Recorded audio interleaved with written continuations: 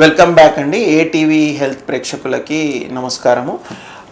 ముందుగా మన రాఘవి హెల్త్ సిరీస్లో మొన్నటి వరకు చిన్నపిల్లల్లో కనిపించే ఇయర్ ప్రాబ్లమ్స్, టాన్సిల్స్ దీని గురించి చర్చించాము. ఈరోజు మనము డాక్టర్ సంతోష్ ఈఎన్టీ సర్జన్ గారితో పెద్దల్లో శ్వాసకు సంబంధించిన ప్రాబ్లమ్స్ గురించి చర్చిద్దాం. డీవియేటెడ్ నేజల్ సెప్టమ్, ఇది ఒక నార్మల్గా డాక్టర్ దగ్గర వెళ్ళినప్పుడు మీ ముక్కు కొంచెం వంకరగా ఉందనడము, ఇలాంటి సిమ్టమ్స్, వాళ్ళకి ఊపిరి తీసుకోవడంలో ఇబ్బంది అవ్వడము, సైనస్ ప్రాబ్లం రావడము, ఇవన్నీ చెప్తూ ఉంటారు. సో దీని గురించి ముందుగా డాక్టర్ గారిని అడిగి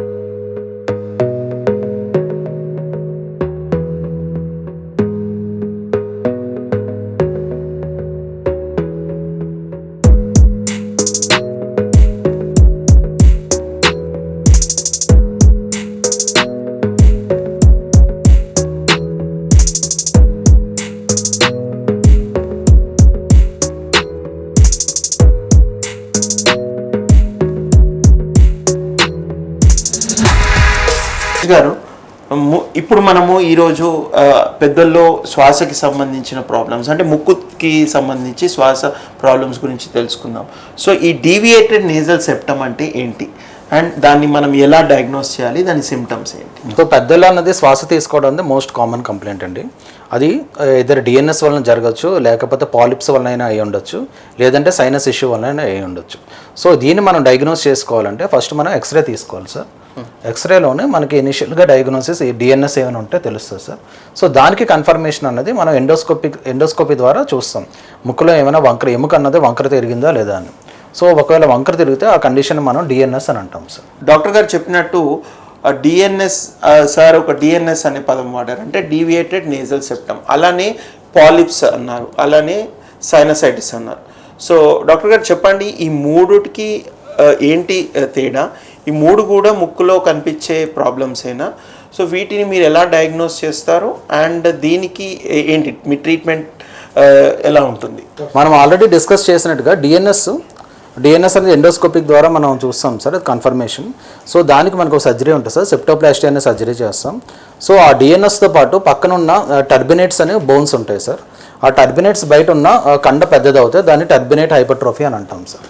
సో దాన్ని కూడా టర్బినోప్లాస్టీ అనే ప్రొసీజర్ ద్వారా అది రిమూవ్ చేస్తాం సార్. సో ఆ టర్బినోప్లాస్టీ ప్రొసీజర్ అన్నది మనం మైక్రోడెబ్రేటర్ అనే ఇన్స్ట్రుమెంట్ ద్వారా మనం టర్బినోప్లాస్టీ అనేది ప్రొసీజర్ చేస్తాం సార్. సో అట్లానే మనకి ఏంటంటే పాలిప్స్ అనే కండిషన్స్ ఉంటాయి. సో ఈ పాలిప్స్ అనేది క్రానిక్ ఎలర్జీ పేషెంట్స్లోని polyps are nothing but grape like structures inside the nose sir. So grapes లాగా ముక్కులో నుంచి హ్యాంగ్ అవుతూ ఉంటాయి. సో ఆ పాలిప్స్ వలన ఏమవుతుందంటే శ్వాస తీసుకోవడం అనేది మెయిన్ ఇబ్బందిగా ఉంటుంది సార్. సో దానికి మనం through endoscopic procedure, simple polypectomy అనే ప్రొసీజర్ మనం ద్వారా పాలిప్స్ అన్ని రిమూవ్ చేస్తాం సార్. సో ఈ పాలిప్ అనే స్ట్రక్చర్స్ మనం గ్రేప్ లైక్ స్ట్రక్చర్స్, అది నా ముక్కు లోపల అంటే మనకి బోత్ నాస్ట్రిల్స్లో ఉంటాయి సార్. సో అది ఏంటంటే సైనసెస్ ఉన్నాయి కదా, మ్యాక్సిలరీ సైనస్, అది ఇక్కడ సైనసెస్ ఉంటాయి సార్. సో ఆ సైనసెస్ లోపల ఆ పాలిప్స్ అనేది పేరుకుపోద్ది సార్, పేషెంట్ క్రానిక్ ఎలర్జీ ఉన్న. సో దీంట్లో ఏంటంటే మనం ఆ మొత్తం అంతా పాలిప్ స్ట్రక్చర్ అంతా మొత్తం తీలేపితే రికరెన్స్ అనే ఛాన్సెస్ ఎక్కువ ఉంటుంది సార్. సో దానికి ప్రెసిషన్ కావాలంటే మనం మైక్రోడెబ్రేటర్ అనే ఇన్స్ట్రుమెంట్ ద్వారా ఆ ఉన్న పాలిప్స్ అన్ని మనం రిమూవ్ చేయాలి.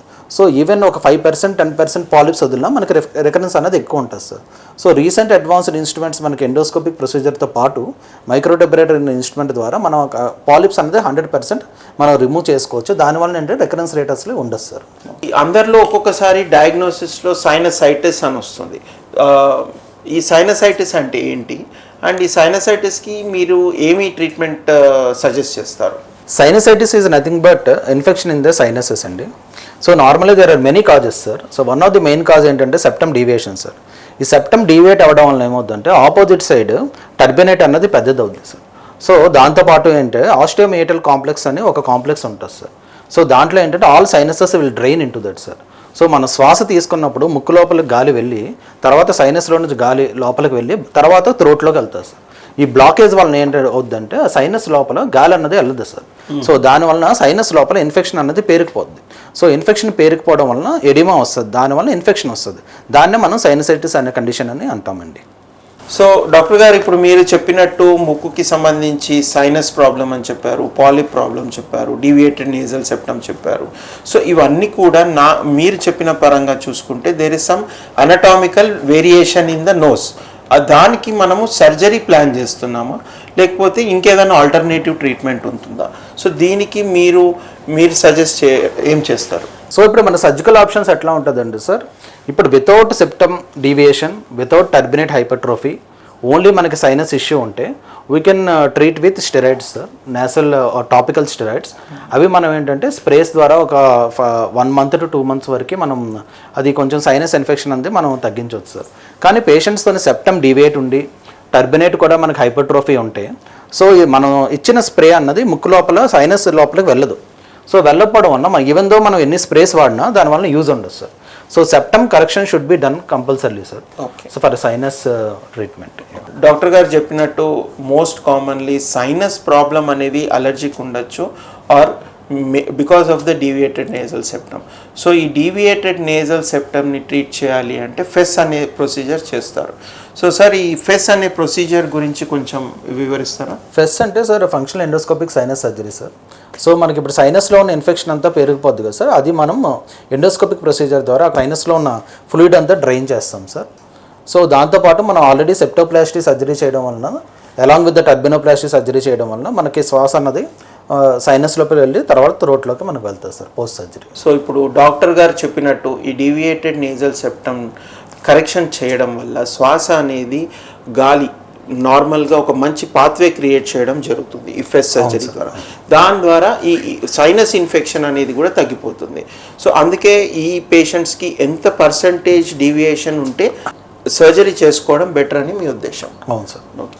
సో ఈ రాఘవి హాస్పిటల్ వెబ్ సిరీస్లో ఈరోజు మనము ఈఎన్టీ ప్రాబ్లమ్స్ గురించి తెలుసుకున్నాము. సో అలానే మనం నెక్స్ట్ ఎపిసోడ్లో general and laparoscopic surgeon doctor Naveen రెడ్డితో లాప్రోస్కోపిక్ సర్జరీస్ గురించి తెలుసుకుందాం. థ్యాంక్ యూ డాక్టర్ గారు. థ్యాంక్ యూ మా ప్రేక్షకులకి మీ సలహాలు సూచనలు చెప్పినందుకు. మళ్ళీ ఇంకొక ఎపిసోడ్లో కలుస్తాం. Thank you. Okay. Hi, this is Shiva Reddy, Tollywood movie and mimicry artist. ATV Health, ATV Devotional and ATV News. Please subscribe, like and share.